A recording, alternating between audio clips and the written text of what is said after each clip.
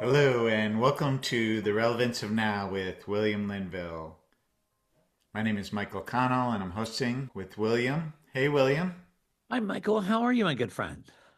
Wonderful. How are you? I'm doing great, buddy. Awesome. Well, we have the great honor to connect again, share more clarity and wisdom. And today's topic is around communicating with loved ones, relatives after they've passed on, after they've left the body. What can you share about the communication that comes from our relatives? Well, they present for you to bring you peace, to assist you to let go, and to bring you peace, and to let you know that all is well. And also, at times, to assist you with moving forward and letting them go. And they do surround you at times to assist you to move forward and for guidance at times, especially when you're having a hard time, and they will embrace you and assist you to move forward and to bring you confirmation that all is well. And in what ways do they do that in general? Well, you'll feel them around you, or you may have a scent of their perfume, or I've had dear ones show up and can smell the cigar smoke of their loved one who used to smoke cigars. They'll present in different ways in scents or feelings or memories that will present for them. And that's the loved one sending forth messages that all is well and that they're there with them. Yeah, that happens for me, that when that happens, it's always the best part of them. Exactly.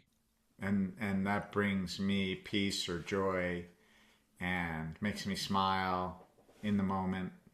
hmm And also, they'll present for confirmations at times that you're on the right track. And I heard you say that sometimes they might be there for a little guidance. And it seems what I heard is they're more communicating to you for peace and joy and reassurance. Yes. And then your other higher levels, are they more of your guidance realms? Yes. Most definitely. And what are those realms? Those are your angelic, archangelic, and ascended host realms, the realms that are steering you and guiding you through each and every day in a body on a planet. They present opportunities for you from the non physical coming into the physical realms, like different opportunities that are unfolding around you and surrounding you and embracing you. And so when people, if they see a bird, let's say a cardinal, and they have a feeling of their father, um, that could be the sign that their father's there for them. Absolutely.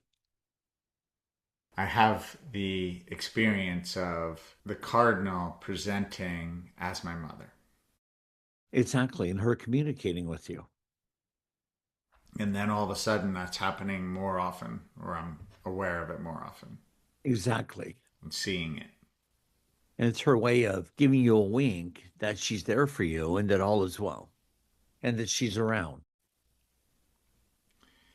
Well, some relatives seem to present more than others. Is there a reason for that? Yeah, sometimes it's things that are incomplete and coming to resolution and bringing things to resolution and completion between you both. That's as to when they will present. Yeah. And the frequency.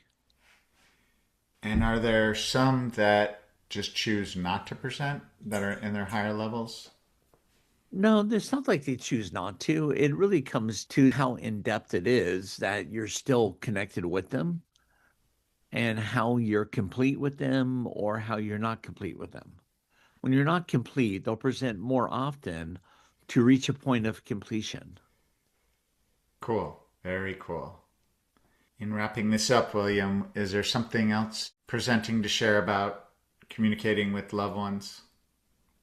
Well, yeah, it's one of those things like right now, you can take a nice, slow, deep breath, just closing your eyes, focusing your eyes towards your third eye or towards the palms of your hands, just sitting there and just tuning out the world and all the noise in the world, and just sitting there, focusing on your breath, taking a nice, slow, deep breath through your nose, all the way down through your tummy. Hold, and then slowly exhaling through your mouth, doing that about 3 times, and then welcoming forth whoever you would like to welcome forth to communicate with, and letting them just start to come forward, and just creating a yes or a no question for them. Then just asking them a question in your mind's eye, your third eye. And the first answer that presents is them communicating with you before the mind gets involved. And then coming up with another question, a yes or no question. Then going with the first answer that's presented before the mind can get involved and complicate things. Then coming up with another question, a yes or no question. And the more you do this, the more the answers are going to grow from a yes or a no into sentences. And you're going to start to feel the presence of your loved one more and more. This is a great way to start when you're starting to communicate with those beyond the veil. And you'll start to feel their presences more than just communicating with them. You start to feel them more. Because you're out of the mind, you're in your body, and you're using your body as the conduit of divinity that it is. And you're starting to feel more rather than think more. And you're starting to be able to feel your loved one more and more. Then you ask your loved one to embrace you around the shoulders, where you can start to feel your loved one embracing you more and more. At first, it might feel really subtle, but it will grow. And it'll grow stronger and stronger the more that you do this.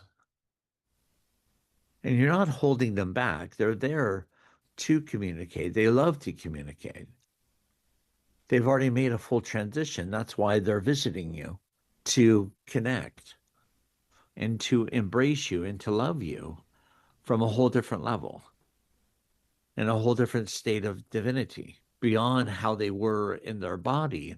They're now coming from a clear state. Sound like fun, Michael? Wonderful.